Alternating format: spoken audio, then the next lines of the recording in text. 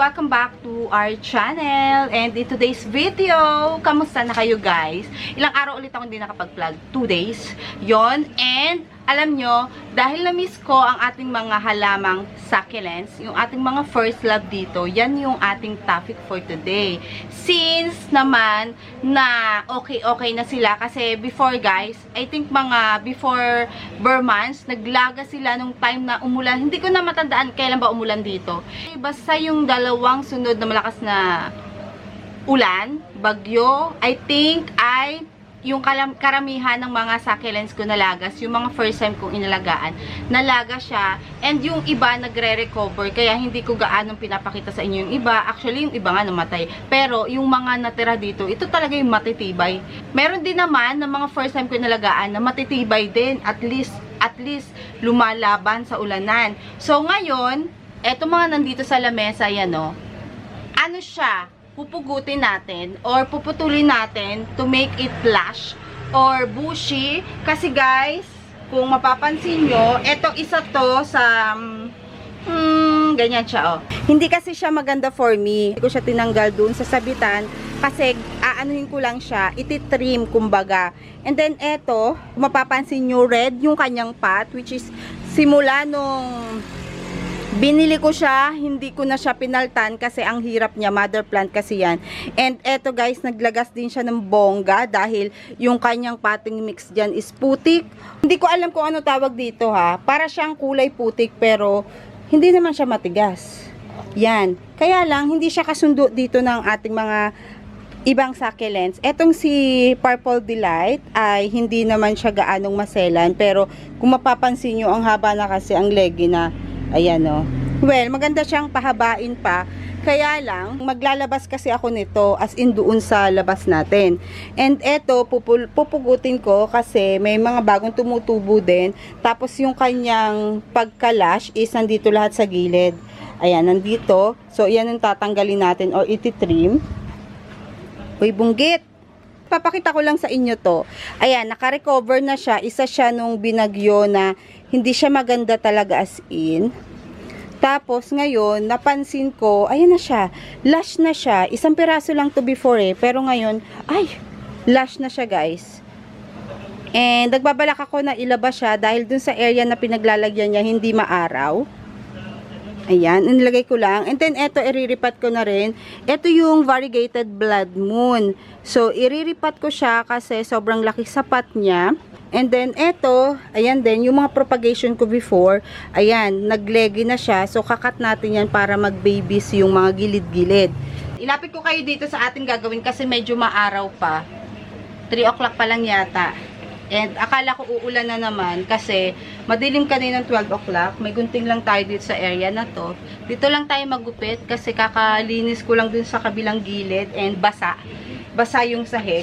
Ito yung tingnan natin guys kasi against the light sa akin. Iurong muna natin to ng konti. Ganito lang yung magpalash ng plants. Ang ID ng halaman na ikakat natin is yung Ellen. Yan, marami rin tayong Ellen pero pinamigay ko na guys kasi sobrang dami niya. And ano siya, nagpalit ako ng mga halaman doon sa gilid which is yung ating mga potos, 'di ba? Ito naman, the more na ginugupit mo or kinakat ang mga succulent is lalo siyang dumadami, kumakapal. Paano? Ito yung mga kinat natin. Ayan o, mag-example pa tayo ha. Yan, gugupitin ko lang to. Hindi siya madumi guys ha. Ganyan talaga ang itsura niyan. Dagta siguro. Ayan, 'di ba? Ginupit na natin 'to. Tsaka ito. Ang mangyayari diyan, guys, after nyong gupitan, yung mga tuldok na 'yan, yung mga nodes diyan sa area na 'yan, is tutubuan siya ng bagong dahon ng katulad ng ganyan. Ayan, ito, yan naputol siya, accident lang kasi natamaan siya ng pagbuhos ng ulan. So nagkakaano siya dito, nagkakaroon siya ng dahon-dahon. Kita nyo to, ayan o. Pag naputol or nagupit mo yung ibabaw, is magkakaroon siya dito ng mga panibagong dahon hanggang sa lumago siya ng lumago. Ang pangit kasi ng pagkalash nito kaya kailangan gupitin ko na. Ibabalik ko rin to sa kanyang pinaglalagyan kasi si Ellen, hindi naman siya ganong kaselan or kilala ko na lang si Ellen. Pero yung area naman na pagbabalikan ko sa kanya is umaaraw siya pero hindi siya sapat. Kasi tingnan nyo, ulegi siya. Oh. Ayan. Kung maganda yung araw kasi sa area niya, maganda yung compact yung mga dahon niya and maliliit ang agwat ng dahon. Kung makikita nyo, hiwa-hiwalay ang agwat ng dahon ni Ellen kasi ano siya, hindi enough yung sunlight na nakukuha niya. Tingnan nyo to, tayong-tayo siya pero teka lang. Ang haba. 'Di ba? Kaya kailangan talaga pag meron kayong mga halaman na leggy, tapos madami naman, for example, marami kayong klaseng ganito, Ellen, pwede niyo siyang i-propagate ng i-propagate. Tingnan niyo, makakalbo to kasi aanuhin natin siya, kakalbuhin talaga natin 'yan. Pero after ilang months lang, I think mga 3 months, ayan, magsisimula na naman siyang dumami. Make sure lang na pag kayo ay nagupit ng mga to, hindi nyo muna sila didiligan. Kasi, sisip-sip kasi yan guys ng tubig. And then yung mga sugat-sugat ng ating mga succulent is mabubulok. Sugat or yung pinaggupitan. Hindi ko i-apply yun sa lahat ng halaman ha. Pero namang mga succulent na kahit nakakagupit mo lang, ay pwede mo na siya agad diligan. And pag magpapaulan kayo ng mga halaman, dapat more on pumice yung gagamitin nyo para kahit maulanan siya dyan, hindi mai-stuck yung water sa kanyang potting mix. Ganito na yung itsura ng ating Ellen ngayon. Pero again guys, after 3 months, 2 months, ayan, magsisimula ng makita yung mga panibagong dahon. Babalik ko muna to para hindi siya sigip dito. And then ito yung in-next natin. Kasi napansin ko guys, since nag-uulan ngayon and dun sa area niya natutuluan siya madalas, kahit na matibay yung kanyang, si Purple Delight, kahit na matibay siya, is nalulusaw pa din siya. Kasi yung kanyang lupa, hindi katulad nung potting mix natin dito sa lowland. So, ayan. Makikita nyo na, makikita nyo guys na hindi enough yung kanyang araw pag ganito yung kanyang dahon. Hindi siya dikit-dikit. Meron naman akong mga Purple Delight dito na maganda yung kanyang tubo kasi nasa arawan. So, since ang project ko ngayon guys is ilalagay ko to sa labas ng bahay. Kaya gugupitin ko to guys. And then after 3 months, 4 months ulit, itabi lang muna natin to. Hindi na natin siya papalitan ng potting mix. Ito na lang yung magsisilbi nating kuhanan ba. Alam nyo, dapat magtitira tayo kahit 1-2 dahon eh. Pero ako hindi na ako nagtitira dun sa iba kasi sobrang haba. Yan o. Babawasan pa natin to. Gupit-gupit lang.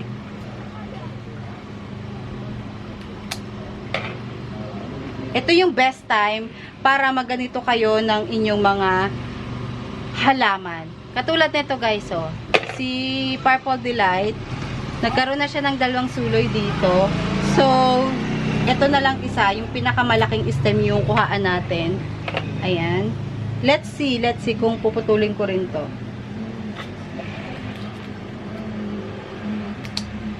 Makikita nyo rin na ang kanyang stem is matanda na kasi nagba-brown na siya. Matigas na brown na yung kanyang labas. Ayan. Pero hindi siya bulok. Tapos ito, ililipat ko muna siya ng pwesto kasi natutuluan siya sa area na yan. Baka makalimutan ko. Parang gusto ko siyang pugutin. Pugutin na nga natin. Ayan o. Ang cute kasi. Yan, pinugot ko na. Itinira ko na lang yung maliliit. Meron ako ditong potting mix. More on pumice to guys.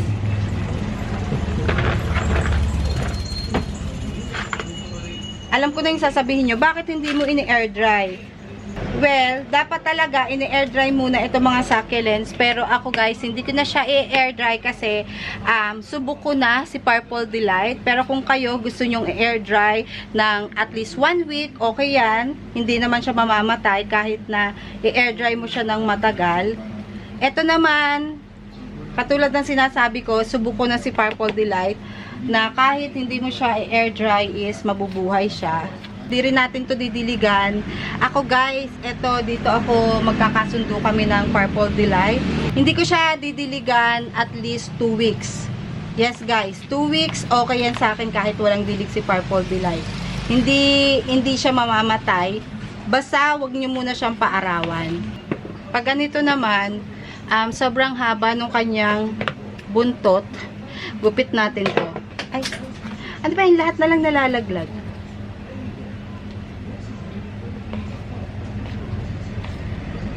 Yan.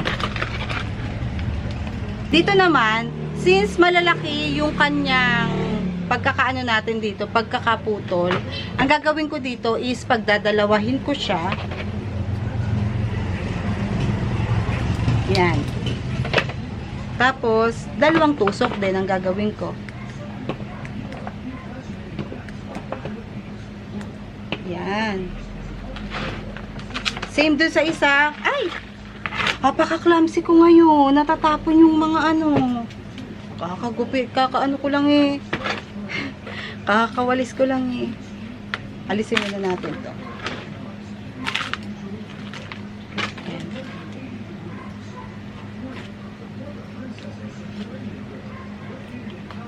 Yan. Tapos, eto, tatanggalin lang natin yung dalawang dahon dito sa ibabaw and then dito sa ilalim. Then tutusok na natin.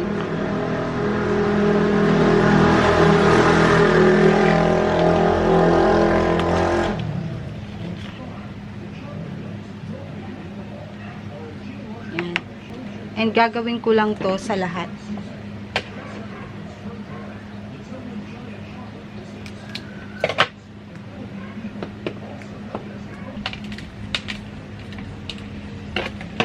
Okay guys, I'm done. Meron pa tayong 1 pot na magagawa dito. Pero mamaya na yon kasi may iriripat pa ako na isang maliit. Etong si Blood Moon, ililipat ko na rin siya guys kasi malaki yung kanyang pinaglalagyan ngayon. Tapos nabulok yung iba. Ayan o, mga bulok na yung iba. Tapos yung buhay lang yung ililipat natin. Yan. So, eto, na-overwatered to guys. So, remedyohan natin. Hindi ko na siya dinidiligan. Siguro mga 3 weeks na. And, iriripat lang natin. Same potting mix.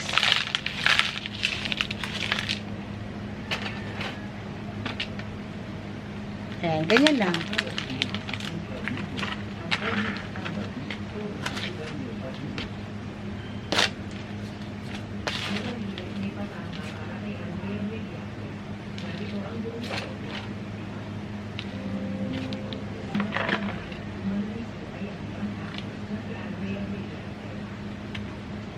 Yan. Iayos ko lang. Kasi putol-putol na to guys eh. Nagkaugat na siya. Hinayaan ko lang siya nung nakaraan na magkaugat siya ng kanya. Saka ko siya iriripat. Para hindi na siya magalaw habang na-overwatered siya or ano ba tawag doon? Habang nagpapagaling. Ito yung kanyang potting mix guys. Tignan nyo oh. More on pumice siya. Konting rice hull, coco peat, and vermicast. Pero malaki kasi yung lagayan niya. Tapos eto guys, mga ugatan na siya. Since na-overwatered siya or nasobrahan ko siya ng dilig, hindi ko na siya ginalaw. Hinayaan ko na lang siya kung mabubuhay o hindi. Tapos, nagkaugat naman ulit. Kaya, itatanim natin sa katabi.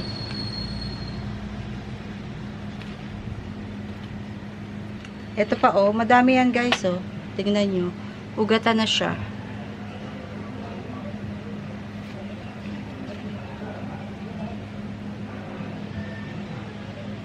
Ito pa. Ayan o. Ang ating mga succulents, kahit na naka-air dry siya ng super tagal, magkakaugat lang siya ng ganyan. Okay yan, hindi yan mamamatay guys. Pero asahan nyo guys, pag hindi healthy o hindi maganda yung plants natin, ini-air dry pa lang yan, namamatay na. Ayan. Kaya, try and try lang talaga. Itaktak natin ng konti para hindi Ay, meron pa isang piraso. Isama na natin. Ito guys, isa pa. Tinanggal ko yung ugat nito kanina eh. Yan, siksik lang. O, eto naman tayo. Sa kabila naman tayo. Tingnan nyo guys. Yung, this year lang yata natin to pinropagate. Si Aaron Pay. Ayan, si Aaron P or si Aaron Pay. Ayan, nakatago lang din siya. Dahil mag-ano ko ngayon, magre-rearrange ulit ako nung ibang mga nakatago dito. Eto pa oh. Mga pinropagate ko before na ganyan na naman yung itsura niyan. Dito kasi sa may bintana namin, hindi naaarawan ng gaano. So, ililipat ko sila sa labas. And ngayon, saan ko ba ito ilalagay? Gupitin ko lang. Tingnan nyo, itong tinanggal natin na to. Tanggalan ko siya ng 2 dahon. At least 2 dahon. Para dyan tutubo. Or 3 na. Para dyan tutubo. Dito sa pinagputulan natin na yan.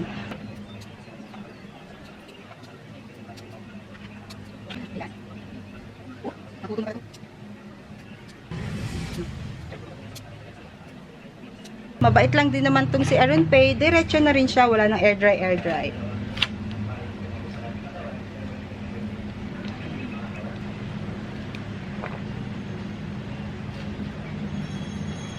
And then, pag itong maba na naman, gupit lang ng gupit para magsuloy. So, kung matyaga kayo, maghintay ng mga ganong level, yung pasusuluyin or pakakapalin yung isang halaman. Nako guys, dadami yung halaman nyo kung matyaga kayo. Ayan na oh. Eto na guys, yung ating mga napugot or naputol, pinropagate kumbaga. Ito yung si Blood Moon ko, niripat ko lang. Tapos meron tayong 3 mother plant very soon na mga Purple Delight. Nagkalat yung Purple Delight natin. And then, hindi ko pa naitanim tong si Ellen. Pero meron ako ditong 2 na propagate na Aaron Pay. Ayan. At saka ito. And yung mga dahon-dahon dyan, ipatong lang natin yan kahit lupa, kahit sa tray, kahit saan. Basta hindi siya nauulanan, hindi siya mabababad sa ulan, is tutubo yan. Tapos ito yung pinagupitan natin. At saka ito, yan. Mga 1 buwan, magkakatubo na ulit yan. Mabilis lang si Aaron Pay. And then ito, isasama ko na rin to. Ito naputol na kasi si Chloe naman to. Ayoko sana tong i-propagate kasi bata pa siya. And tingnan nyo yung kanyang hindi siya gano'n naaarawan. Bata pa siya eh. Kaya lang madami naman ng suloy-suloy dito, yung pinagtaniman. Tapos yung gilid kasi niya nakababa, nakatungo. Tapos ito nabubulok na tong isang to.